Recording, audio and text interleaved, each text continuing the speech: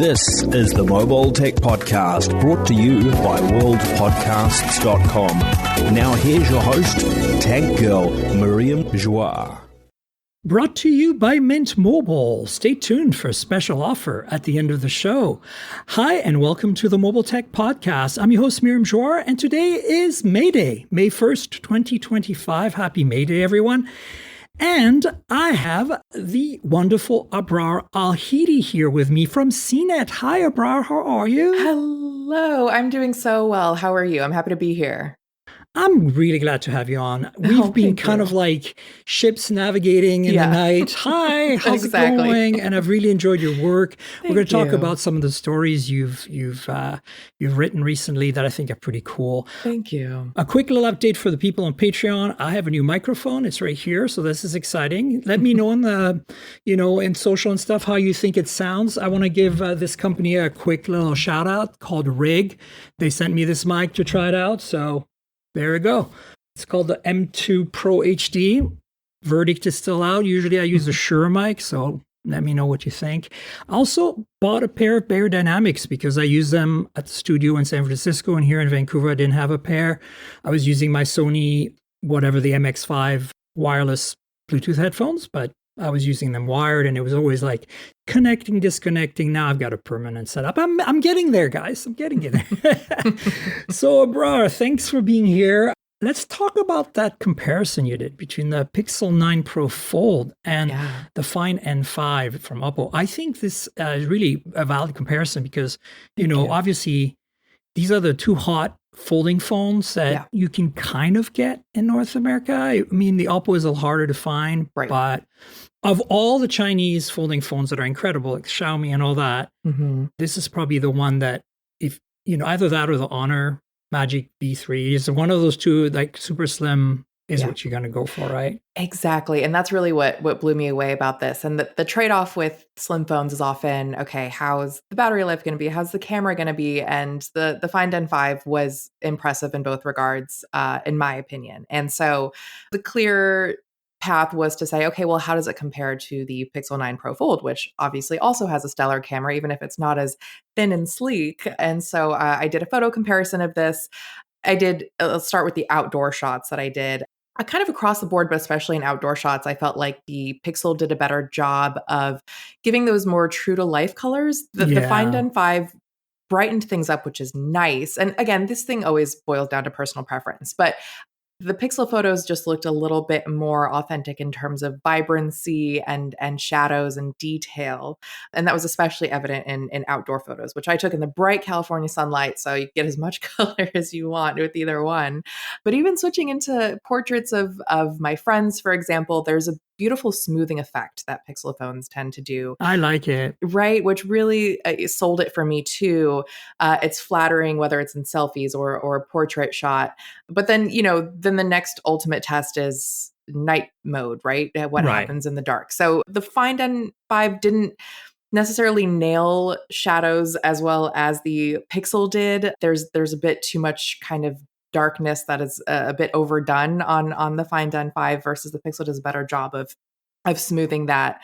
But I feel like you have thoughts about this. I feel like as I see the wheels turning. No, I think it's interesting because, I've got the Find X8 Ultra here, right? Oh, yes. And I've had the Pro before that. And those are stellar. And I think that you touched on two really interesting things. Like I went into the Find N5 because I wanted it to be my OnePlus Open 2 replacement, right? Like we all kind of thought that was going to happen. It didn't. Thankfully, Oppo sent me the Find N5. And so the two things that came out of my time with it was, that the ultra wide is a step down. And, in that sense, I think the Pixel 9 Pro Fold from a hardware perspective is also a step down. The telephoto, the ultra wide are like these 10 megapixel sensors compared to like the much bigger sensor you'll find on a Pixel 9 Pro XL like this, right? Yeah. So in that sense, but the thing about the Pixel is that it retains that consistency of imaging across all Pixel, even the 9A that we just got, right? Right.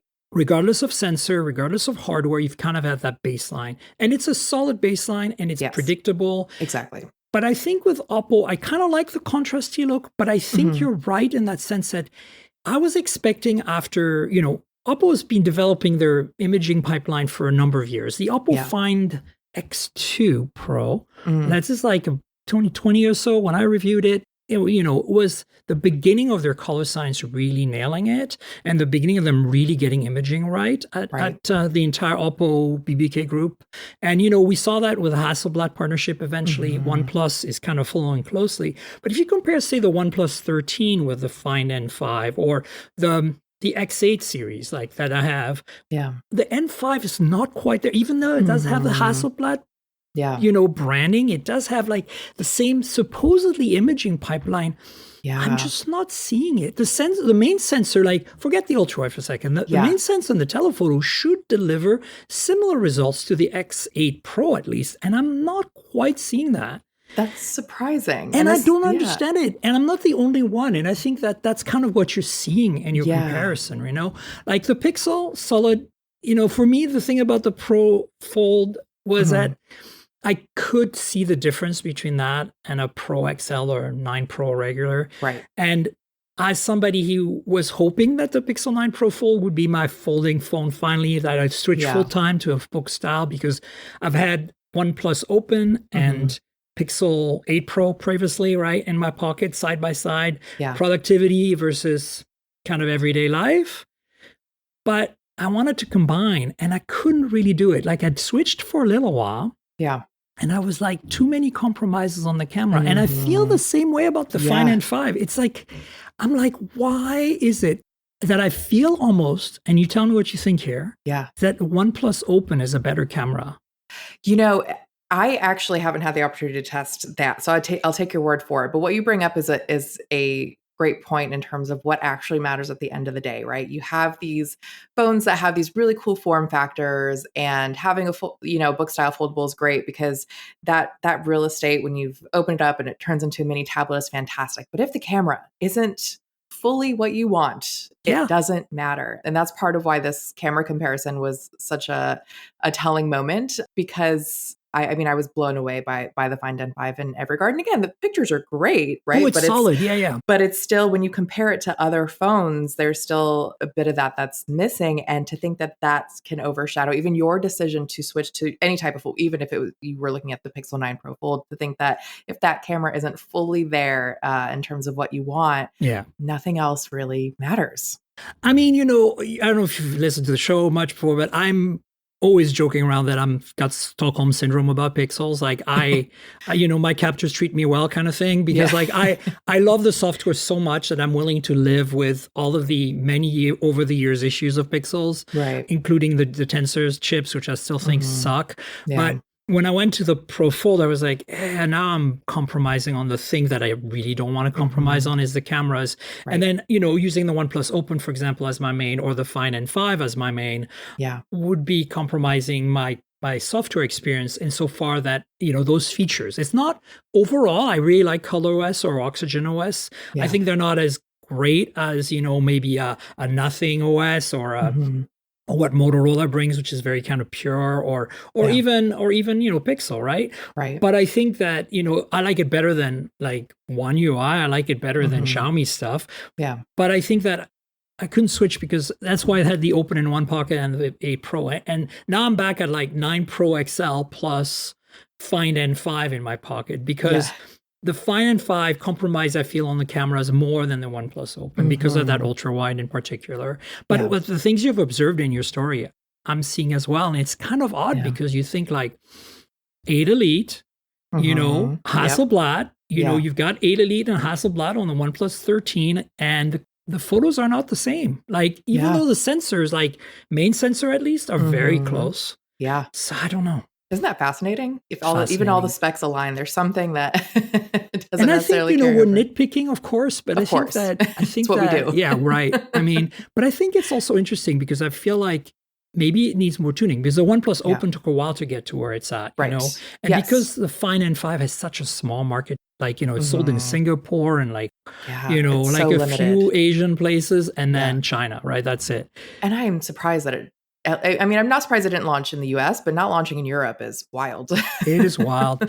Yeah. I mean, overall, not getting a OnePlus Open 2 after the success. I mean, I understand like this is a difficult time with the economy, the tariffs, whatever, but I think also we love the OnePlus Open, but who bought it? Right. Like Yeah. that's the reality, right? Yeah. You got to justify the business, ROI, whatever you want to call it. So Exactly. yeah, so I think this. I'm going to link, of course, to your story. I think people Thank you should you. check it out because it gives you a good feel for where we're at, kind of a state of the art in folding phone imaging, Right. and it's going to get better. There are Yeah. some phones out there that like if you follow Ben Sin on YouTube, he has access to a lot of these Chinese folding phones that we can't get at all, like the Xiaomi ones and the Right. Vivo ones. Yeah. And I mean, we could get them, we can import them, but Right. we don't, it's hard to get as PR/ like review units. Yeah. So you should check out his comparisons as well, because there are other players. If you want to import another phone, there are other options. Yeah. I still feel though that the Find N5, I've used it here in North America, both in Canada and the US without any issues, unless you're on Verizon. So it's not like a big deal breaker if you want to import this and use it in the US. That's why I think your comparison is even more valid, because I it's appreciate that. Yeah, I was hoping yeah. that would be the case. But yeah, you're right. Where there's a will, there's a way. Yeah. You're right, exactly. Let's talk quickly about this news item that popped up on Pixels. So Nick Sutrich has been on the podcast many times, and he suffers from this thing where he notices flicker on displays when they're dimmed down and they don't use a high refresh PWM, the pulse width modulation, the stuff that makes the dimming happen without flickering. And Pixels unfortunately flicker a lot when dimmed. So do iPhones. A lot of the US model phones do that, but all the Chinese phones, like Honor was the first one to do that, but then now BBK Group, Oppo, Vivo, OnePlus, and on Xiaomi, all their high-end phones now that have, this is an OLED problem, by the way, OLED only, but we live in an OLED only world now. But if you dim the screen too much, DC dimming is one solution where it doesn't flicker at all, but normal PWM is kind of low frequency and it flickers and it makes people sick. And Nick is one of those people. I don't feel it, obviously. But the news is that apparently Pixel, he broke the story. Pixel is coming with a solution possibly on Pixel 10 series for that. And I think that's an accessibility thing that really matters, right? What's your take on this quickly? I agree. I mean, I don't experience this, but it seems like enough people do that this needs to change. And any accessibility related feature, you fix it for one group of people, everybody benefits. Yeah. So I think that would be a great change, and also just about the quality of that product. And if you're able to level up that display in that way, why not? And how cool! It seemed like even he was surprised that they actually responded with that update. So that's a really cool get. I'm glad they're noticing, because I feel like the US market phones are lacking in that field. Like if you're, a lot of you are listening to the podcast and you'd love to buy a Find N5 or whatever, you can't afford it because you like to get your phone subsidized because you're on a family plan or whatever. And I totally respect that. So, you're going to go out and buy like maybe a Pixel 9 Pro Fold, great phone, but it doesn't have PWM dimming that's high frequency. So if you suffer from this, you're not going to be a happy camper. So this coming to Pixel is exciting because it might be meaning Samsung's going to do it too. And then hopefully Apple. Now they all have it to varying levels. It's just not high enough for the kind of condition that Nick has. I'll put his Android Central story in the show notes, folks. So yeah, I think this is good news. Related to that, got some, again, we're talking rumors and things here. You wrote an entire article about it's magical. It's amazing because it's all in one place. If you want to know anything about the iPhone 17 rumors, folks, Abra's got you covered. Yes. So check it out. We'll put it in the show notes. Do you want to give us a quick rundown? Yeah, I do. I have to get this pulled up because at this point I'm like, I can't even remember all this stuff. So this is something I'm constantly updating just because the rumors don't stop, right? We're all so always interested in what the next iPhone will look like, but especially when there are rumors about a thinner version of the iPhone Air as we're calling it now. And so, so far the rumors for that are 6.6 inch screen. Essentially, this would be slightly smaller than the iPhone 16 Plus and iPhone 16 Pro Max, but obviously still bigger than that baseline model. Right. And 5.5 millimeter thickness. I was going to say inch. No, 5.5 millimeter thickness. And then the price is something that it's been rumored to be around $900. This would essentially replace that Plus model, right? Right. Mm-hmm. But that that price is now something with tariffs. Who knows how much any of these phones will cost, right? But before all the tariff madness, that was the idea, is it would be priced around the same as the 16 Plus and replace it. The thing that, we mentioned earlier when we were talking about the Find N5 is cameras, right? How are cameras impacted by that thinner device? It's possible that this would only have one main camera, so you wouldn't have that ultra wide or 5x telephoto lens. And, people who get a iPhone 16e are perfectly content with one camera. But if you're spending money on an iPhone 17 Air, you're going to spend a little bit more. So just, are you okay with having one camera on that device? Mhm. But, they'll likely find ways to still level up that experience. But the other piece of it is, what is battery capacity like? And we don't really have information on that yet. But those are the two big things, camera and battery. How is that impacted? So I feel like you have a thought about that. Yeah, thanks. Yeah, no, I was just going to say the battery. I think the big question will be, are they switching to silicon carbon batteries, which, Right. Honor started, all of China has moved to that on their flagships. That's why the Find N5 is so thin. Mhm. We haven't seen Samsung do that yet. And I'm a little worried Yeah. about the S25 Edge. We're about to talk I about that, know, because if it yes. doesn't have, because I think they're still traumatized by the they have PTSD from the Uh-huh. Note 7, right? Yep. So they're like, they need Exactly. therapy. I've been Yeah. telling Samsung that. Anyway, but I'm like, let's see if Apple actually goes with that, because if they Yeah. did, it would make a lot of sense. And then Yeah. that single camera, I know this is not going to happen because Apple's very conservative and very evolutionary. Yeah. But what I'd love to see, and there's a solution to this one camera problem, if you want to call it that, Mhm. is put a 200 megapixel sensor in there Mhm. and an ultra wide lens. So Yeah. you have OIS, you have all the autofocus stuff that you normally would, Yeah. but you start at 13 millimeters, and so Mhm. 2x you crop, it becomes 26, which is like roughly the 1x that you normally get, and then from there you can crop again to Yeah. 2x more. So now you're at kind of 2x telephoto, and of course you lose in low light a little bit, but Mhm. assuming you get a big enough sensor in there, Yeah. and you do some really great image processing, it could fly. I don't Yes. think Apple would do that, because that's like kind of like out there pushing the envelope stuff. But I'd Yeah. love to be proven wrong, right? Yeah. That would be amazing. And yeah, I think that cropping is going to be what saves the day there. I mean, no matter what, even if it's just a 1x optical sensor, and it has a 50 megapixel standard, iPhone 16 Pro sensor in there Mhm. with a sensor shift OIS and all that, I think you'll be able to punch into 4, 5, maybe even 8x without Yeah. too much trouble, like you Yeah. can today. But beyond that, you're going to be limited because you don't have this dedicated telephoto. I'm also excited to see the rumors that the telephoto on the Pro series is switching to 48 as well now. So Right. maybe we'll get a lossless 2x on that, which Yeah. if it's 5x gives us 10x, right? Yeah. that kind of stuff. Absolutely. And absolutely. then 12 gigs of RAM for Apple Intelligence is another Yes. rumor. That's yeah. a big deal Yeah. and makes sense. And we were talking about displays earlier. I think one of the really big things that people would be really excited about is hopefully, rumor has it that the non-Pro models will have that 120 hertz display. Because I think people are so over the 60 hertz refresh I know rate. we all. I mean, I really noticed it. Like I've got, Yeah. I'm using my 16e here. By the way, my review for this, folks, if you're watching on Patreon, I'm holding a 16e in a case. This is coming out tomorrow on Hot Hardware. I know I'm way behind the curve, but I got a 3,700 word review. Okay. So like you're going to get some juice. Okay. But this is recording backup audio right now. And this phone, I noticed the refresh. It's really rare that I do because I'm not super sensitive to it like some people are. But on this phone, I'm like, whoa, the scrolling is so jaggedy. Like it makes a and I know difference. it's not the processor chugging. I mean, it's an A18. It's just like la la la. It doesn't care. Yeah. But I think that it's interesting. It's interesting. Yeah, absolutely. I'm looking forward to this Air. This is Yeah. my first review unit from Apple in many years. Exciting. The last time I got one was when I was still at Engadget Yeah. 13? So Yeah. I've managed to rebuild that relationship. love that. and I'm so very happy for excited. you. Yeah. So hopefully, maybe if you're listening, Apple, Yeah.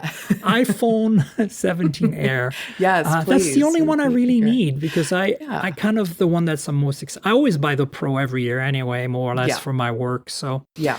I'm not an iPhone user primarily, but it's nice to have one around for video and stuff. Yeah, absolutely. And we'll see what those cameras look like. Oh, In yeah, terms of the layout, because there's been so much back and forth about whether it'll look like the Pixel bar, whether it'll look. And that's the thing that's just been so contested. I don't mind what I'm seeing in those blanks, whatever you want to call them, dummy phones that we're seeing doing the rounds, honestly. Yeah. So before we jump into, we kind of talked about thin phones, and the Edge is another thing we mentioned. There's a couple of news items on that, but before we jump into them, I would love to hear your thoughts on something you recently reviewed or talked about, which is Samsung's new, rugged devices. It's interesting because we never hear much about them. We never see much in terms of reviews. And every year or two, they come out with new ones. And, the only time you really hear about rugged phones in North America is when Verizon launches a Kyocera, one of their rugged phones, right? That are pretty great. I've had them over the years. They're pretty awesome. Yeah. They're expensive. They're then more designed for fleets of workers out there that do construction and stuff like that. But I think the Active series or the X cover or whatever is more geared towards kind of anyone really, right? Yeah, that's kind of what Samsung highlighted is, okay, this is, technically it's geared towards, enterprise uses, but anybody can have this phone. And so if you're somebody who's like, I don't really care about how sleek my phone is, I just want it to last and be durable. Yeah. This is the X Cover 7 Pro is one way to go, right? And so one of the big differentiating factors here is it has a replaceable battery and up to 2 terabytes of micro SD support, things that you don't tend to find on most phones. So think of this as above the Galaxy A series, but below the Galaxy S series. We still actually don't have pricing yet for this, which is interesting. Oh. But still waiting on that. But, you get a 4,300 milliamp hour battery, which is pretty great. There's an IP68 rating, which is just like the S25 series. And then the interesting thing here is the AI features, right? So you still get things like object eraser and edit suggestions for photos and things like that, circle to search, all that stuff you still get on this phone. And I'm not surprised by that, given the fact that every company is going to keep pushing their AI features, regardless of what phone you get. So I think that really drives home the point that this is a staple. Like AI is not just something for the premium phones. It's in all the budget phones. It's in these, more enterprise oriented, durable phones. So really, really curious about, how this will be received. Absolutely. We're going to talk shortly about a phone that I know all of you are excited about that costs just over $200 and also has AI. So I think it's going into everything. Yeah. Yeah. So, check that out, folks. I'll put a link to that CNET story from Abrar about these phones because we don't really get to hear much about them. So I'm kind of glad you covered them because every time they come up, I'm like, oh yeah, those exist, right? Yeah, I know. That's an option. It's like, I'm so sorry, I forgot about you. Yeah, no, that's so true. And you still get those 7 years of OS and security updates too, so you get to hang on to it a bit longer. You get basically all the Samsung's goodness, which is great. Speaking of, so we talked about the Edge. There's a couple of news items that came out here that I think are interesting. The specs for the cameras have leaked, and I talked about 200 megapixel camera for the iPhone 17 Air earlier. This is actually looks like it's happening for the S25 Edge. We're getting a 200 megapixel main sensor, which means that you'll be able to do some pretty crazy zooming, I think, assuming probably 10x will still look pretty good. Maybe with some AI, you can do 20 or 30x like you can do on the Oppo Find X8 series. And then there's a 12 megapixel ultra wide, which is wah, wah, wah. But again, you're trying to, fit all this into what supposedly is a 5.8 millimeter chassis and probably without silicon carbon battery. So probably they want some battery life, right. So that's kind of one of those latest kind of leaks. And then related to that, we have a little bit more information on the timeline. So it looks like May 13 is when it's going to launch in China and South Korea. And then the rumors is we'll get a launch in the US like end of May, like May 30th or something. Again, these are just kind of rumors and leaks. Nothing's confirmed. We don't know anything. Right. And even if we did, we couldn't tell you. Exactly. We don't know anything. Genuinely, we don't know anything this time. So I don't know. I'm excited about these thin phones simply because, it's not about the thickness for me. It's about having something new in terms of form factor, because Yes. bar phones are so boring and so hard to make interesting. And if thickness is to be it, then okay, fine. I'm with it. I'm good. Yeah, absolutely. That's essentially what my MWC wrap up piece was, because you might have played around with the Techno Spark Slim at MWC, and I that's still a did. concept, right? And so you have that, but then you also have the S25 Edge, and you have all the rumors about the iPhone 17 Air, and you think, so my question was, why are we doing this? Like, what's the reason for it? And the people I spoke with, the analysts, were like, there's not like strong customer demand where everyone's like, we want slim phones. They in the end, everyone wants a good battery and a good camera, but it is that fresh form factor, right? We're bored of buying the same phone So that looks the bored. same every year. And in the same way that foldables offered like a fresh perspective, it's not like everybody was begging for a book style foldable, but it's fun. And even flip phones are fun. So I think this will be a nice change of pace. And I'm curious when, hopefully we get our hands on these things, if we're like, oh, wow, this standard phone feels like such a brick now. Can you believe that I used to use that thing? And I but can't wait for the bend tests. oh, yes. See, that's going to be a thing. Put it in your back pocket, sit down, see what happens. You and know, go I from mean, there. it's going to be more susceptible to that. Yeah. It's just basic engineering at this point. Yep. But it'll be interesting to see, how Unbox Therapy, Lou and Zach over at JRig Everything and the usual suspects, how it fares in their hands. I'm going to be excited about that. But stay tuned, folks. Speaking of thin and cool and like we talked folding, you played with this projector that I've seen now at MWC. I saw it at CES as well. It's very cool. Tell us about it. What is it? What's your take? Yeah. So imagine you have a projector, but you can fold it up and put it in your pocket and just take it on the go. This is the Arzen Zip projector. I got to play around with a little bit at MWC, and it's now available to order on Amazon. So I love when you see a product actually become available after a trade show. But this can project anything you want up to 80 inches in size, which is great, because when I held it, it was okay. I have my makeup compact here. Imagine it's like probably a little bit bigger than this, and it's a trifold, which is cool. And so you can really just take it wherever you want. It's still the resolution tops out at 720p, but they plan to bump it to 1080p in the next version. But the colors looked good to me. Obviously bumping that resolution wouldn't hurt, but it still looked pretty great. The other downside is that battery can only last an hour and a half on a single charge. Right. So you can always plug it in and keep it going. So that's nice. But, I guess if you're on the go, that'll last you just enough. Keep that movie nice and short, watch a couple episodes, whatever you want to do. But there's a 5,000 milliamp hour battery and 25 watt charging.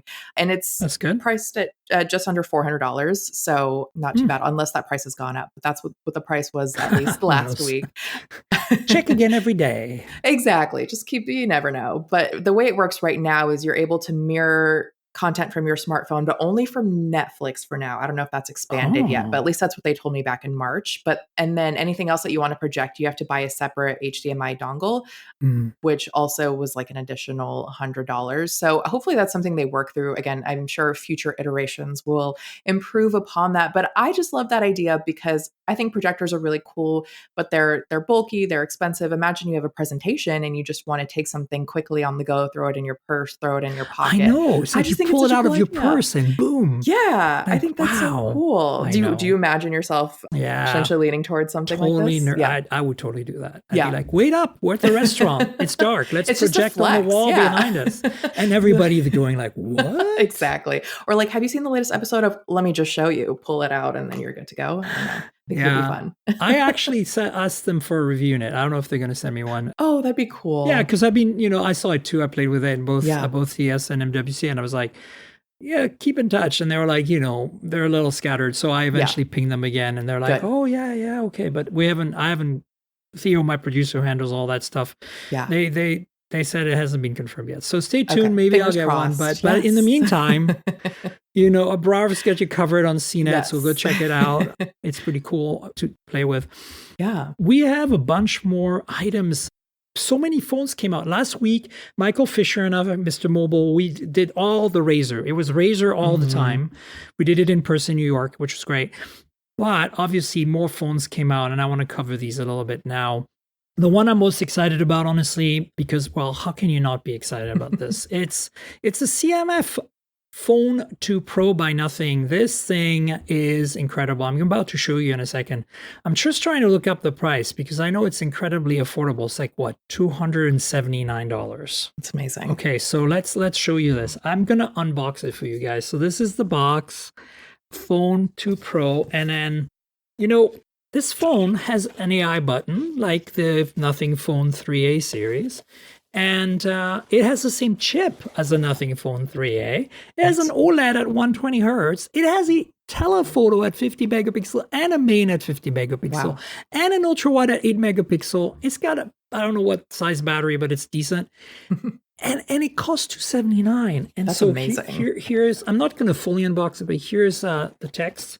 It says, well, isn't this exciting? Moments like this are why we're here. That anticipation to get started, to unlock something new. Thank you for being a part of our world. Here, your voice can be heard and your creativity celebrated. Use hashtag, oh, this is great. Use hashtag with nothing on Instagram. Love it. And of course, they tell you to join nothing.community if you want to participate in feedback, which is great.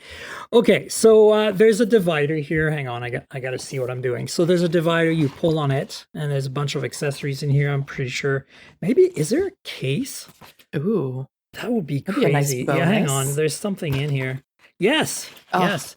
So there's a TPU case, as you can see here. So cool. And then let's see what else we got. Oh, the phone, of course. So the phone, duh. I'm not going to take it out of its little sheath, but I want to show you this camera system because it's proper.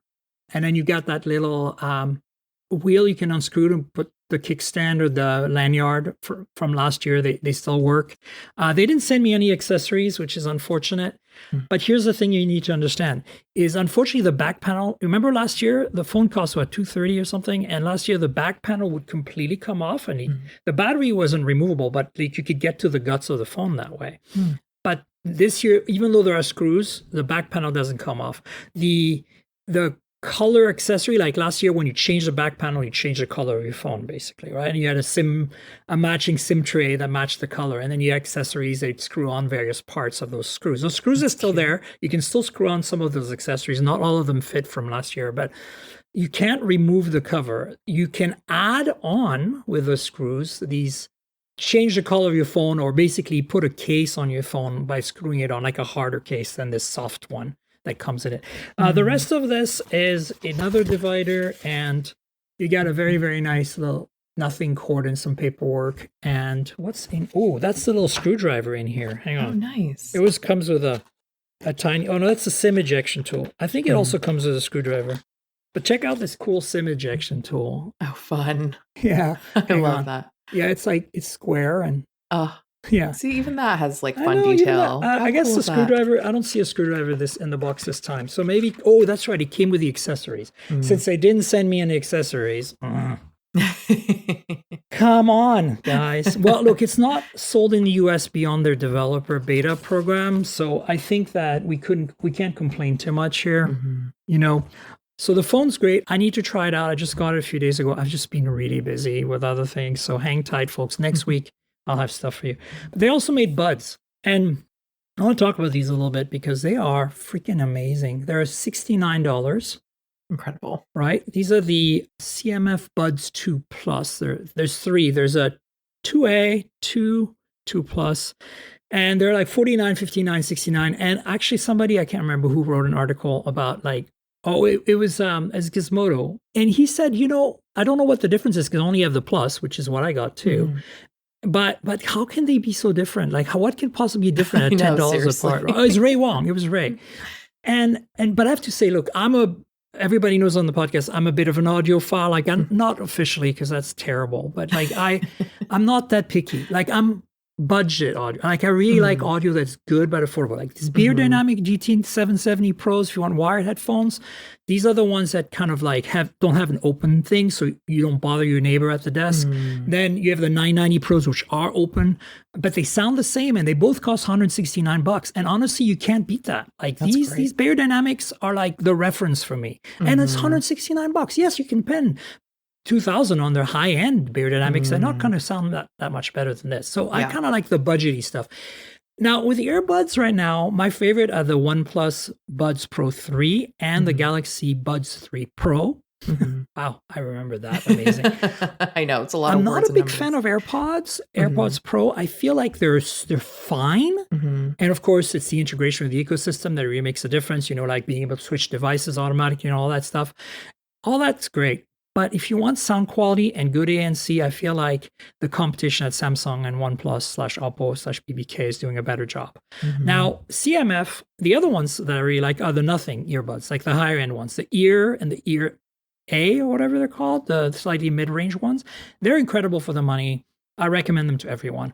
But here's the thing. Last time they did CMF buds that they sent me, because it's like, I think, 4th or 5th generation for them now, it was the Buds 2 Pro, which are the same case as this, but red. And this little dial here is just a fidget spinner right now. You can, there's a hole for a lanyard, as you can see there. Nice. But on the 2 Pro, this is actually a volume button, which was really cool. But the 2 Pro sounded okay, like fine, but I wouldn't be like, go out and buy them. Whereas these, I'm like, these are like 90% of the nothing ear, the proper 200, whatever, 170. Amazing. For $69. Now, do they have as good noise canceling? No, but the sound quality with a bit of EQ, which you can do in the app, are like, mwah. And that blows my mind. It's like, that's the kind of thing that gets me really excited. Is like, I can tell somebody, look, you're on a budget, you want really good earbuds, boom. And I think these are sold in the US, like on Amazon or something. That's amazing. I love that. What's your experience with like earbuds and headphones and that kind of stuff? Are you into reviewing that stuff? And do you have a favorite? So our resident expert is David Carnoy at CNET, and he's fantastic. Right. In terms of my own personal experience, I wish I liked earbuds. I really do, because let me tell you, when I bring my giant Beats case in on my commute, I have to have a bag that's big enough to fit this thing, right? So it's not convenient to like these guys, but these are my favorite. Beats Studio I love the noise cancellation. I like the way they fit, their comfort level. Earbuds don't stay in my ears. Yeah. And also because I wear a hijab, it's more of a hassle to stick them Take under them in and out. than it is to just put something over. Plus, I kind of like the appearance of over-ear headphones anyway. I think it's got a more "don't mess with me." I'm really busy right now kind of vibe. Where the earbuds, you're like, maybe I can bug you, maybe I can tap you on the shoulder. Yeah, I get it. So I appreciate that, but I have a version of the Galaxy Buds from 2 years ago, which if I really want to take something a bit more on the go, there you go. I'm just going to do a visual demo while you talk. Perfect. So those are good for when I'm in a pinch and I just want to throw something in my bag. But otherwise, my go-to is genuinely my wired Apple headphones, earbuds that's when I really just don't want to carry this giant case around. But yeah, I'm happy with although these Beat Studios are the version that still had the micro USB. Oh. So that's kind of a bummer, because then I have to always bring my charging cable when I travel, because what else do I use that for? And I'm USB-C on everything almost, but otherwise I'm very happy with them. Cool. Yeah. Yeah. I actually have another pair of headphones that I got. These are wireless noise canceling Bluetooth headphones from One More. Nice little red accents. Ooh, I like that. Says left and right inside of them. That's fun. And then, even the plugs are red, which is cool. Wow. I love that. They come in different colors too. So the reason I bring these up is, again, me, the picky budget audiophile that I am. Yeah. One More does good stuff. Generally, their higher end stuff is really good, but I've never really tried their affordable stuff. And I was like, yeah, send me a pair. These are $79. That's amazing. USB-C. Decent noise canceling. We're not talking as good as, the Bose Quiet Comfort or the Sony XM4 or 5, whatever, the top of the line Sonys that I use when I fly. But for $79, I actually used them on the flight back from New York just to try them out on the flight, and I wasn't complaining. And they sound really good. Again, they have an app with EQ if you want to adjust things. For $79. It's amazing. Like, it makes me go like, okay, durability, longer term, that's the big question, right? A lot of these, if you wear them a lot like we do, or for me, when I fly and I fly a lot, it's like the cushions wear out and they disintegrate after some time. And sometimes with big brands, it's easy. Third parties make replacements. The company makes replacements. Like Bear Dynamic, everything's modular. You can undo the cable and everything, replace everything. Generally, these last me about a good decade before they completely fall apart to the point where it's worth spending another $169, and I wear them every day, right? Yeah. But with a wireless Bluetooth noise canceling ones, generally they last me like 3-4 years. But this, I'm worried, like, how long will it last in terms of durability is the question. But for immediate use, like right now, after, using them for a few days, few weeks, whatever, few weeks, I think, it's like $79. You can't beat that. I mean, that's fantastic. Or 69 for these earbuds. Like, I think this is kind of where I'm excited. It's like that. And like phones, like, the Pixel 9a, right? Yeah. Like, you can't go wrong with that. And the price is right. Absolutely. And, that's the kind of stuff that I get excited about, because I feel like nobody should be spending, it's like comparing the OnePlus 13 to the Galaxy S25 Ultra, right? It's like $1,400 versus $900 or $1,300 versus $900, whatever it is. Yeah. It's like, I don't know, but OnePlus has got my ticket here. I'm sorry. Yeah. I mean, I love the idea that it's like you don't have to be balling on a budget to get quality things, and that a lot of these newer tech features are becoming more standard, whether it's active noise cancellation on a pair of earbuds. That's great. That can last several hours, or a phone that happens to have all the top-notch features and doesn't cost you $1,000+. Exactly. Yeah. So like I'm just looking again back at the CMF Phone 2 Pro here. The thing I wanted to say was the battery, and I'm looking for that right now. So the nice thing here is that you get a Dimensity 7300 Pro chipset. You get IP54. That's fine considering the price, right? 3000 nits peak on that display, and 2160 hertz high frequency PWM dimming. Hello, Nick. There you go. I know. On a $279 phones, you have no excuse. Apple. Yeah, exactly. So the battery, 5,000 milliamp hour, 33 watt charging. No wireless, of course, on this. Yeah. But like, come on, like this is again, that's like incredible. This phone last year, the phone 1 only had a single rear camera. Same one, 50 megapixel, but and no OIS on that. It's fine. But like the point is, now we have 3 cameras, and it's only like what, $40, $30 more. It's like, that's wow. amazing. I know, it's crazy. What an upgrade! Yeah. I don't know how they do it, especially in this economy right now. I know. Just go buy it right now while exactly. If you want it, like basically. All right, talking of, the company that Carl also started, the other one he started before he started Nothing, Carl Pei started OnePlus. And OnePlus has come out with a very juicy phone in Asia, specifically China, for the OnePlus 13T. And there has been confirmed now that it's coming to India as the OnePlus 13S. Same phones. It might be coming to other markets, possibly Europe, although right now that's very much up in the air. It's definitely not coming to North America. What is your take on the mini flagship from OnePlus? Okay, I'm going to confess here that we have someone on the team who covers more of these international releases, who is on maternity leave, and so I haven't been able to get into anything OnePlus related. It's the reason why I covered the Find N5 and recently the Poco F7 Ultra, just because she wasn't here to do that. So she would be the one to comment on this. But I'm curious to hear your takes on this, because I'm listening and I'm learning. Well, I think that's the thing. Like, we all have opinion on the Chinese phones, even if we don't play with them. Yeah. I think for me, look, it's not for me. I like bigger phones because I need to be more productive. Although the folding phones now are getting very good and definitely a good option for me. I think this phone is needed. I think smaller flagship phones are needed. I know they don't sell well. I know that manufacturers are not making them because there doesn't seem to be a market for them. But here's the thing. Variety is what makes it interesting. And I think that China is a good market for that, where there's so many people, right? Like, the middle class in China by itself is bigger than all of the US population, just to give you an idea. So the economic power of China, so they can probably justify making kind of a small, it's not mini, it's compact, because it's 6.3 inches, like basically Xiaomi 15 size, not 15 Pro Ultra. But it's flagship. It's got all the good stuff. And I think that's what I'm excited about, seeing OnePlus, or, because Oppo also has their equivalent to that called the Oppo Find X8S. And then Vivo has the Vivo X200 Mini or Plus or S, I can't remember, one of them that just came out. And they're all, because again, formerly BBK Group, they're all sharing the same parts and more or less are the same phones, right?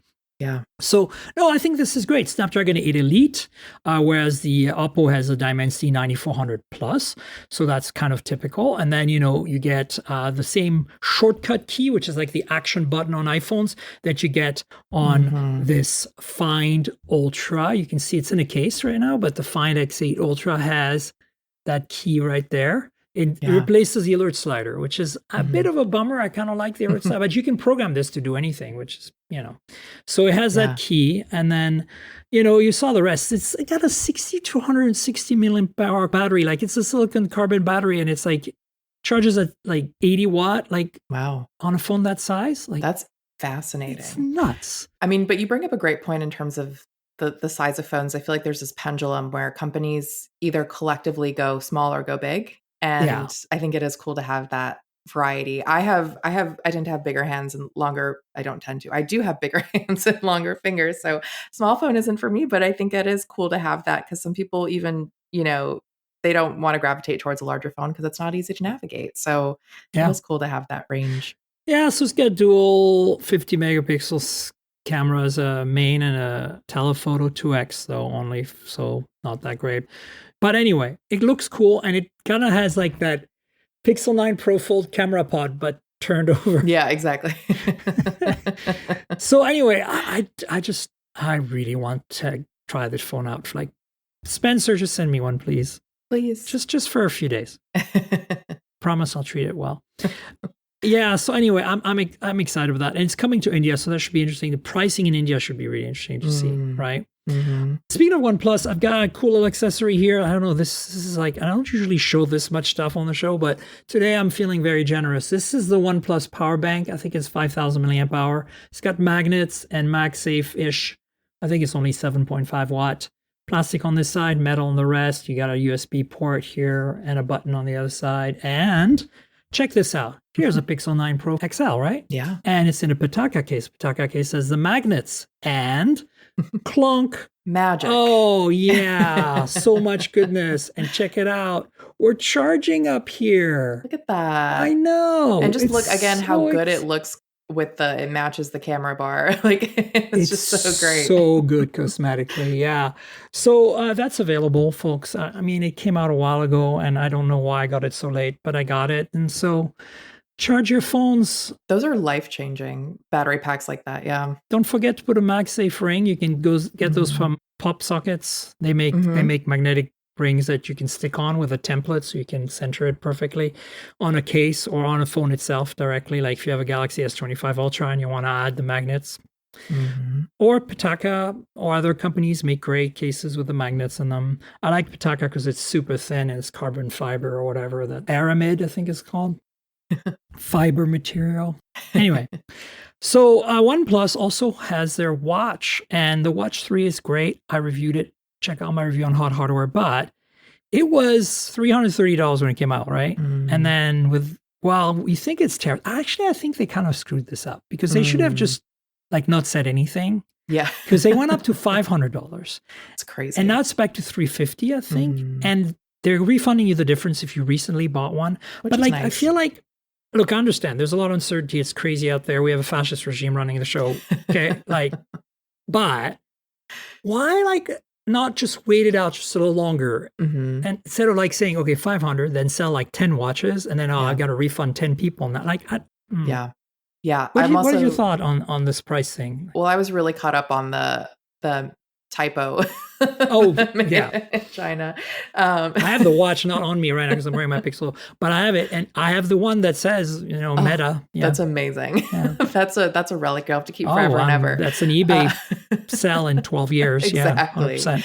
But no, I mean that pricing something like that at $500 is wild. So I'm glad that they were like, okay, let's reel this in. That's not gonna land well. I'm honestly surprised they're giving people that refund. I don't think most companies are that generous. So no, that's the smart thing to do. Yeah, right? I'm glad they care about how people react to things like that. But yeah, I'm glad they got their bearings again and realized, okay, let's reel this back. But yeah, what have your impressions been? Well, I guess we have to stay tuned, right?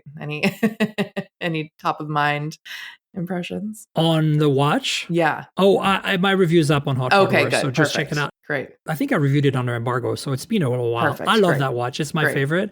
I decided to go back to my Pixel Watch for a little bit just to see, because I was like, oh, I haven't worn that like a month or something, or more than a month. So I was like, okay, it's fine. It's actually right now needs to be charged, because normally I have the always on display, but as you can see, it's only popping up when I touch it. Right. That's the thing that I'm noticing, the biggest thing I'm noticing. So I went from the OnePlus watch that I wore for a month. I went back to San Francisco where all my watches are stored, and I grabbed the Galaxy Watch Ultra and wore that for the week I was there. And again, I was like, I like the way it looks, especially because I have the orange strap. Yeah. But battery life is just not there compared that's to, a bummer. because I'm getting, get this, with always on display on my OnePlus Watch 3, I'm getting 5 days. That's amazing. I know. That's how it should and I be, mean, too. I don't exercise much, so it's like not running the GPS very much and stuff like that. I admit that. But like, okay, 4 days easily. The Galaxy Watch, I'm happy to get 2 days, maybe. This is a bit longer. So I switched to that on my flight out to New York to do the Moto stuff. And I've been wearing it since. But I brought the OnePlus Watch with me because I think I'm switching back. But the point I'm making is this, it's nice to get a reality check. We get so many devices, like you get stuck on this device and the last thing you remember is this device. Yeah. And then you're like, oh, and then, I was like, I wonder how much different it'll feel now to wear this after wearing, and this battery life 2.5 or so. That's maybe not great. No. And then they both Galaxy and the Pixel Watch both charge so slowly compared to the OnePlus. The OnePlus, you can put it on the charger for 30 minutes and you're full. That's amazing. Gosh, we are so behind with our American products. Now, granted, the OnePlus Watch is a big watch. It's heavy. You know, this is a little bit easier. This is the big one, but it's you get a smaller version, blah, blah, blah. So I think it's not for everyone, but it's a bit butch. I think that doesn't fit everyone, right? Yeah. Same with the Galaxy Watch Ultra. That's true. I was going to say that's a chunky one. But it works for some people. I feel like Apple Watch Ultra has managed to be butch without being too gendered. Like I feel like you could probably get away with wearing one. Anyone could, but anyway. Yeah, that's true. Yeah, so the last phone we have to talk about is really important that's been announced this week, in my opinion, is the Vivo X200 Ultra. So there's always every year 3 crazy camera phone flagships, right? They're all Ultra phones, and you've got generally the Xiaomi 15. Well, right now it's 15 Ultra. It was 14 Ultra last year. They didn't send me one. I've got the 14 Ultra, and I got the 15 regular. I don't know what happened there. Find X8 or X7 last year Ultra, and then Vivo X200 Ultra just came out, and prior to that, X100 Ultra. And those phones are like, if you are a camera buff and you happen to want a phone, that's a flagship. Like it's a camera with a phone on it, right? Not a phone with a camera on it, kind of. So those phones are exciting, and the 200 is out, and Ultra. And Ben Sin has an incredible video. Ben always is like me, a bit of a camera, mobile photography buff. So he just went ahead and did some really cool content on that. All I suggest is you watch the video, check it out, and subscribe to Ben's channel. It's great. But of course, it's flagship, so it's got all the good like 8 Elite stuff on there, and it's got like tons of RAM and storage, and beautiful display and all the trimmings. But it's the cameras that are really, it's like, and it's very similar to the Xiaomi 15 Ultra here in terms of that large 200 megapixel HP9 sensor from Samsung that is the telephoto sensor, so they can really, really zoom with this thing. Yeah. Right. And that's a bit different from the approach that Oppo has with the Find X8 Ultra, which has a 3x and a 6x periscope telephoto, and then that's how it does its stuff. Whereas the Vivo only has 3 cameras. It's got 2 identical 50 megapixel or really large sensors. So it probably has the best ultra wide of any phone right now, because it's got a big sensor, 50 megapixel ultra wide, and an identically big sensor, but not 1 inch main sensor, and then that 200 megapixel crazy telephoto thing. And the results are, you'll see, amazing. But more importantly, there's a camera kit, which is like Xiaomi had a camera kit for last year and this year too. But their camera kit was just essentially a case with a grip. The grip adds a bit of battery, has, little zoom toggle and like a little dial that lets you adjust exposure. You can program it to do whatever. It's got the double the 10 camera button on it. It lets you grip the phone really nice. And then on Xiaomi, there's also a little adapter thing that lets you mount like standard filters that you put on a normal camera lens, so that you can put like an ND filter or a polarizer or something. All of that exists on Xiaomi's current 15 Ultra photography kit. And all of that exists also on the 200 Ultra from Vivo. However, Vivo went one step further, and in their camera kit, they put a telephoto adapter, basically this cannon of a lens that's like this long, like 3 or 4 inches long, about an inch around, and it screws onto the telephoto through the adapter in the back, which is part of the photography case. And it gives you even further reach. Like it doubles, I think, the reach of the telephoto, but optically instead of, cropping sensor stuff. So why would you use I don't think I would use that. It has to fit in my pocket. Yeah. The only thing that I can think of is imagine taking to a concert and you're in the nosebleeds and then you get better photos, that'd be cool. But otherwise. I agree. But I think like the grip kind of still makes sense because you can still potentially fit the camera with the grip in your pocket. At least that was my experience for the Xiaomi 14 Ultra last year. But then like if you have to put that in another pocket and mount. It's true. It does add some bulk. It's still, it's less bulky than a giant camera, but it's still more to carry. Yes. I feel like they're trying to one up each other with the camera kit. And I support it. It's kind of cool. But like, but anyway, check out Ben's video. We knew this phone was coming. It's leaked to death. It's very cool. Of course, you got a giant battery, 6,000 milliamp hour, Of course. That's of course great. It does. Yeah. Yeah. All right. I want to do a kind of quick little hat tip to Moto for launching the Moto Edge 60 series in Europe. Right now, rest of world, it's not North America. But these are the flagships that are bar phones. They were announced at the same time as the Razr last week. And so they are interesting because they are not super flagshipy in terms of spec. Like cameras are definitely the focus here. Really nice displays. But when you look at them, they have like plastic frames, large 6,000 milliamp hour battery. They have 90 watt fast charging, which is nice, 15 watt wireless. But the processors are like, Dimensity 7300 for the 60. And I think it's like 8350, a Dimensity 8350 for the 60 Pro. So they're not like 9400 or 8 Elite type phones, right? Yeah. So I just want to kind of like let guys know if you're in Europe or something and you love your Moto phones and you're looking for a bar phone, they're not too expensive either. I can't remember the price, but they're not bad. So that's cool. 380 pounds for the 60 and 600 pounds for the 60 Pro. So, not like $1,000. Right. And then we've got a couple of phones from our friends at ZTE/Nubia/Magic. So these are kind of, the Z70S Ultra is kind of like the Red Magic 10S Pro or whatever, where they take the existing phone and then they do a small hardware update on it, like mid-cycle before next year. Somehow Nubia and Red Magic just love to do that.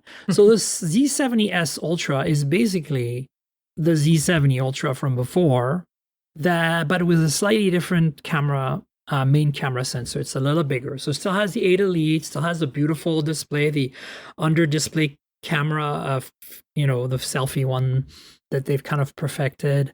That squarish, crazy, monolithic design, but slightly bigger main camera. There you go. You can't complain about bigger I camera. don't know. Like the nice thing about the Nubia and the Red Magic, they're generally sold in the US and they have US compatible 5G bands. So if you're looking for something that's a little bit off the beaten path and you don't worry too much about software updates, maybe. The Red Magic 10 Air is a thinner Red Magic 10, which is powered by a Snapdragon 8 Gen 3 instead of the 8 Elite. And it doesn't have the fan anymore because it's thinner, but it has very good thermals. It has great battery, the same display as the 10, all that stuff, the shoulder buttons, all that's the gaming phone. It has the same cameras. But it didn't come out officially in the US or the rest of the world until last week. It was announced like 2 weeks ago, China only, and then typical Red Magic a week later or whatever, 2 weeks later. Hey, by the way, it's coming to the rest of the world. Surprise. Yeah. Have you played with any of these Nubia and Red Magic phones? They're kind of hard to get your hands on. Yeah, no, I haven't. But I love the idea of going off the beaten path. And so power to you. If you what's interesting, since you do camera stuff, the interesting thing about the Z70 and the Z70S Ultra is that even though one has a slightly better main camera, they both have really large main camera sensors. They have a variable incredible aperture on that main camera, and nice. Periscope telephoto and a pretty big ultra wide. But their main camera is not a standard 1x like 25, 24 millimeter. It's a 35 millimeter. Oh, interesting. So your ultra wide has to carry you from.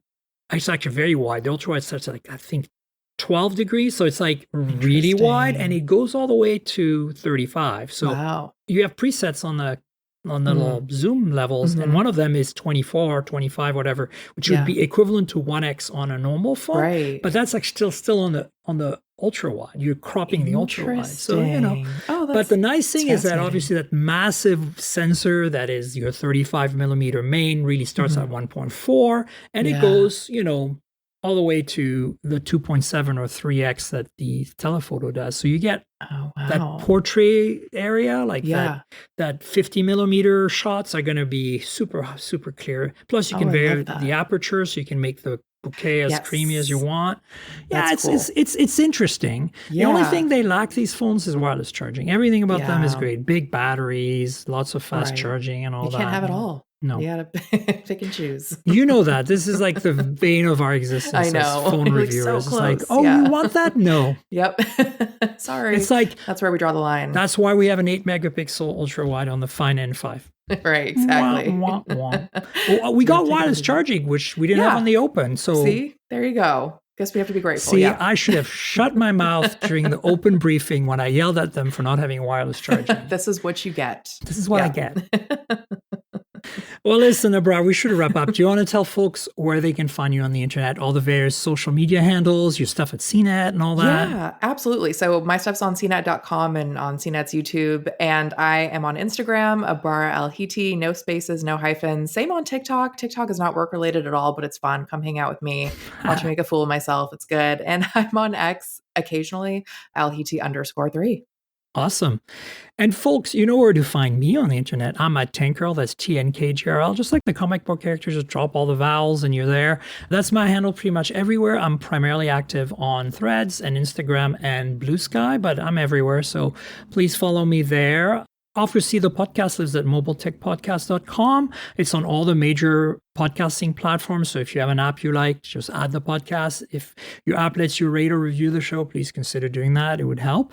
And so subscribe if it's your first time here. And then there's some video content on my YouTube channel, youtube.com/mobiletechpodcast, of course. You know how YouTube works. Like, subscribe, tell your friends, click the bell. There's occasional videos. I just did a video on the Razr. And so, that's kind of like free visual content for you guys. And finally, if you want to support me, there's a Patreon, patreon.com/Tankgirl, again, TNKGRL, just drop the vowels. And that gets you some perks. One of them is that you can get a video version of this podcast. You get it at like 12 hours, 24 hours in advance from the free public audio only version. And you get to see me and my guests brandish devices. You see our faces, our reactions, and stuff like that. Sometimes I also leave in bloopers and little extras like I did with Michael last week. So check it out. Patreon.com/Tankgirl if you can support me. That would be awesome.